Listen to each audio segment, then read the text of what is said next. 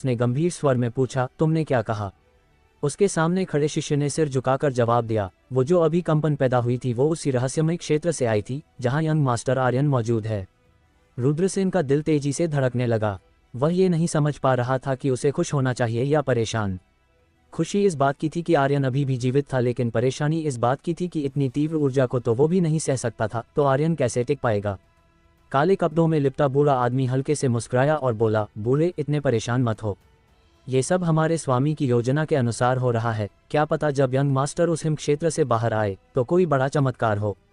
लेकिन अभी तुम्हें अपनी चिंता करनी चाहिए। बूढ़े आदमी ने गहरी आवाज में कहा, तुमने अमायश का अपमान किया और अमर महल के आदेशों की अवहेलना की। मुझे लगता है कि अमर महल अब तुम्हारे लिए दंड तय कर रहा होगा। रुद्रसेन हंसा, मुझे दंडित करेंगे? आ जाएं। क्या इतने वर्षों में अमर महल ने मुझे कम यातनाएं दी हैं? क्या तुम्हें लगता है कि मैं उनसे डरता हूँ? उस समय अमर महल का प्रस्ताव ठुकराकर मैंने सही निर्णय लिया था, वरना कौन जानता है कि ये कुटिल और धूर्त लोग मेरे साथ क्या षड्यंत्र रचते।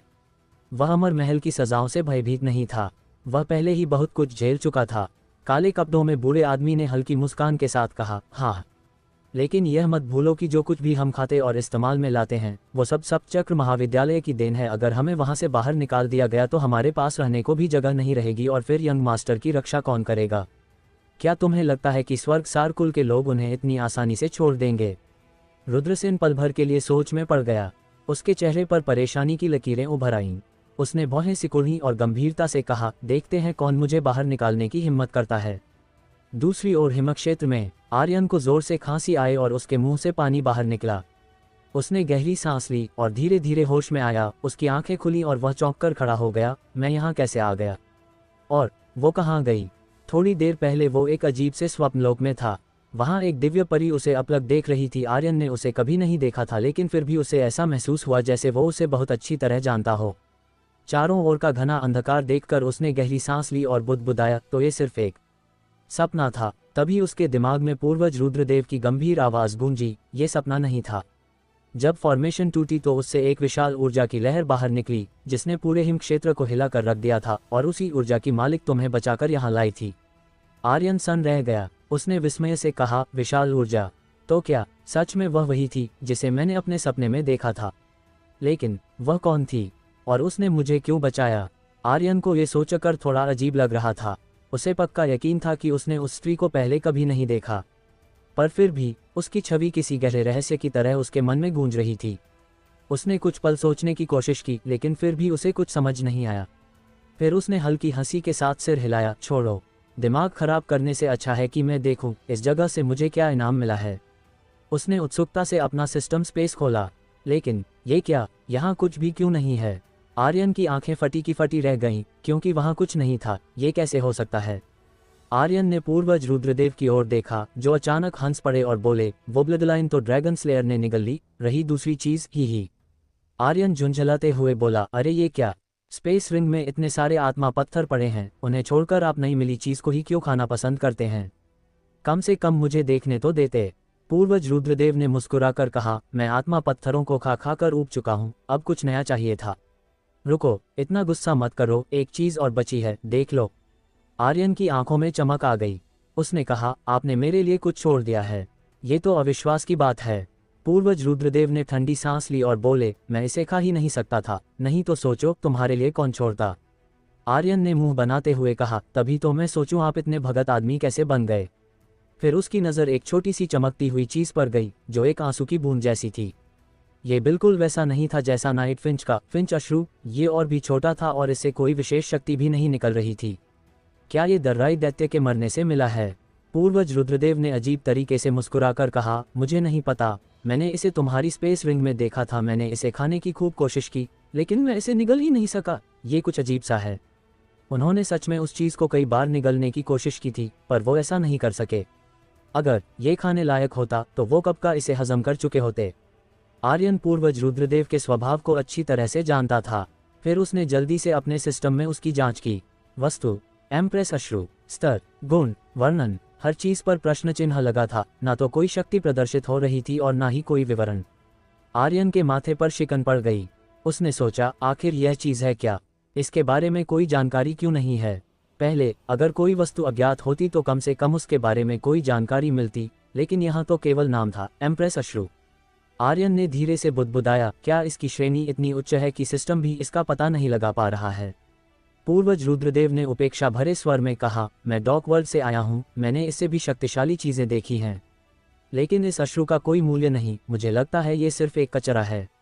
आर्यन हंस पड़ा, पूर्वज, ये तुम इसलिए कह रहे हो क्योंकि तुम इसे खा नहीं सके, है ना? उसने आगे जोड़ा, एम्प्रेस अश्रु, नाम सुनकर ही कुछ अजीब लगता है। कहीं ये सचमुच किसी एम्प्रेस का आंसू तो नहीं?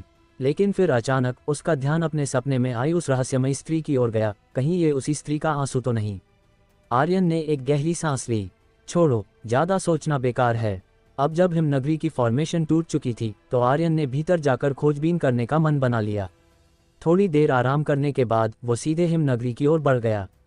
रास्ते में वो सोच रहा था कि ना जाने वेदिका और बाकी सब का क्या हुआ होगा। जिस तरह स्वर्गसार कुल ने उसे निशाना बनाया था, शायद उसी तरह वेदिका, तिम्रा और गौरान को भी निशाना बनाया गया होगा। लेकिन वो इतने भी कमजोर नहीं थे। गौरान की अद्भुत रक्षा शक्ति, तिम्रा की तीव्र आक्रामकता और वेदिका के विष का प्रभाव किसी भी सामान्य योद्धा को आसानी से परास्त कर सकता था। भले ही वो सभी दुश्मनों को नहीं हरा सकते थे, लेकिन खुद को बचाने के लिए वो काफी मजबूत थे। इन सब के अलावा आर्यन को एक और चिंता सता रही थी, परीक्षा का समय। वो पहले ही इस हिमक क्षेत्र में 4 घंटे बिता चुका था। बाहर की दुनिया में कितना वक्त बीत चुका होगा, उसके पास कितना समय शेष था, उसे कोई जानकारी नहीं थी। आधे घंटे बाद आर्यन हिमनगरी में प्रवेश कर चुका था। पूरी नगरी अजीब सी शांति में डूबी हुई थी।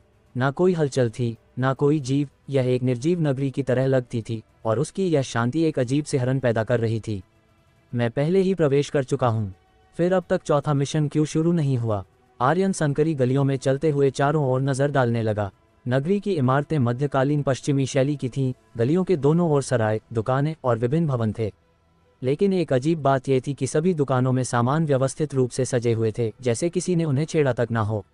आर्यन ने बुदबुदाया, अगर इस नगरी पर कोई आपदा आई थी तो लगता है कि उसने सिर्फ यहाँ के लोगों को ही निगला था, लेकिन ऐसा कैसे हो सकता है?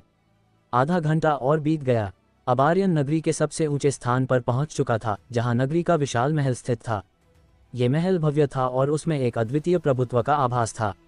जैसे ही आर्यन ने उसके अंदर कदम रखा, अचानक एक आवाज गूंजी, बधाई हो आर्यन, तुमने चौथे लेवल के मिशन को सक्रिय किया है। जादूगर का अंत करो, शॉल दर्पण को तोड़ो और हिमनगरी के लोगों को बचाओ।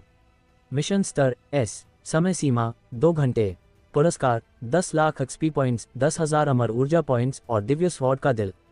जैसे ही आर्यन ने महल के विशाल द्वार को पार किया, चारों ओर एक गहरा सन्नाटा पसर गया। महल के अंदर की हवा असामान्य रूप से ठंडी थी, मानो खुद वातावरण ने उसका स्वागत करने से मना कर दिया हो। दीवारों पर टिमटिमाती हुई मशालें हल्की हल्की लौ में जल रही थीं, लेकिन उनकी रोशनी में एक अजीब सा कंपन था, जैसे वे किसी अनजाने भय से कांप रही हों। और तभी एक ठंडी भयावह आवाज गूंजी, नासमझ बाहरी इंसान, तुम्हारी यहाँ आने की हिम्मत कैसे हुई? अब यहाँ से जिंदा निकलने की उम्मीद मत रखना। यह आवाज किसी आम व्यक्ति की नहीं थी। उसमें एक गूंज थी, एक सिहरन थी जो हड्डियों तक को जमा देने वाली थी। फिर अचानक महल के केंद्र में सिंहासन के पास अंधेरे की एक सर्पिल लहर उठी। काली ऊर्जा की लपटें हवा में तैरने लगीं और पूरे महल में वक्त और स्थान जैसे विकृत सा होने लगा। वह काली ऊर्जा हवा में घूमती हुई सिंहासन की ओर बढ़ी और एक विस्फोट के साथ वहां फट पड़ी। धुएं की एक मोटी परत उठी और उसके अंदर से एक स्त्री प्रकट हुई। वह बेहद आकर्षक थी, पर उसकी सुंदरता में एक भयावहता थी। उसके काले वस्त्र हवा में लहराने लगे, जैसे खुद अंधकार की छाया उसे घेरे हुए हो। उसकी आंखें गहरी थीं, गुस्से और नफरत से भरी हुई। उसके हाथ में एक छड़ी थी, जिसके सिरे पर एक चमकता हुआ अजीब सा सितारा था। स्त्री के होंठों पर एक हल्की सी मुस्कान आई, लेकिन उसमें ना कोई खुशी थी, ना दया, सिर्फ क्रूरता थी। और तभी उसने अपनी छड़ी को हल्का सा झटका। अचानक महल के दोनों ओर खड़ी विशाल पत्थर की मूर्तियां हिलने लगीं। उन पर पड़ी धूल हवा में उड़ने लगी और उनकी आंखों में एक खूनी लाल रोशनी चमक उठी। 4-4 मीटर ऊंची वह मूर्तियां अपने भारी भरकम ब्लेड उठाने लगीं और उनके हरकत में आते ही महल की जमीन तक थर्रा उठी। फिर बिना किसी चेतावनी के एक मूर्ति ने अपना विशाल ब्लेड उठाया और सीधे आर्यन की ओर झपट पड़ी। आर्यन झुंझलाया, बिना एक शब्द बोले हमला। कम से कम मुझे कुछ कहने का मौका तो देती। ये कहते हुए वो एक और कूद गया। अगर वो अपनी जगह से नहीं हिलता तो उसके 2 टुकड़े हो जाते।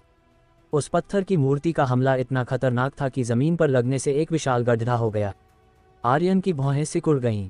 किसी ने सच कहा है कि स्त्री जात सबसे निर्दयी होती है। फिर उसने सोचा, लगता है ये वही जादूगरनी है जिसके बारे में मिशन में जिक्र था।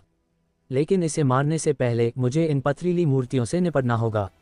ये सोचते हुए ड्रैगन स्लेयर उसके हाथ में आ गया और वो बिजली की गति से एक मूर्ति पर वार करने के लिए झपटा। उसने पहले भी ऐसी पथरीली मूर्तियों का सामना किया था, तो उसे अनुभव था कि इनका कोट जो दिल के पास होता है को तोड़ने से यह नष्ट हो जाती हैं। आर्यन ने तुरंत वार किया और ड्रैगन स्लेयर को सीधे मूर्ति के सीने में धंसा दिया। लेकिन जैसा आर्यन ने सोचा वैसा कुछ नहीं हुआ। मूर्ति न तो टूटी न ही हिली। इसके बजाय उसकी खाली आंखों में गहरी लाल चमक आए। अगले ही पल मूर्ति ने अपनी विशाल ब्लेड उठाए और पूरी ताकत से उस पर वार कर दिया। आर्यन के पास बचने के अलावा कोई विकल्प नहीं था। जैसे ही वो पीछे हटा, मूर्ति की ब्लेड उसकी ब्लेड से टकराए और एक झटका उसके पूरे शरीर में दौड़ गया। उसके पैरों के नीचे की जमीन कांपी और उसके हाथ झंझना गए। वो मुश्किल से खुद को संभाल पाया। कितनी जबरदस्त ताकत है। आर्यन ने गहरी सांस ली। जादूगरनी ठहाका मारकर हंसी। हाहा, तुच्छ इंसान, अब तुझे पता चला कि मैं कितनी शक्तिशाली हूँ। तू अकेला इस नगर को बचाना चाहता है, भूल जा। उसने अपनी जादुई छड़ी को ऊपर उठाया। छड़ी के इर्द गिर्द अजीब से चिन्ह चमके और एक काला धुआं बाहर निकला। उसकी आंखें कुटिलता से सिकुड़ी और उसने ठंडी आवाज में आदेश दिया, इसे मार डालो। इस पूरे समय आर्यन की नजरें जादूगरनी की हर हरकत पर थी। छड़ी, यह उस छड़ी से मूर्तियों को नियंत्रित कर रही है। ये ख्याल आते ही आर्यन तुरंत एक कदम पीछे हटा और अपने मन में चिल्लाया, शैडो क्लोन। अचानक पूरा महल आर्यन के हजारों क्लोनों से भर गया।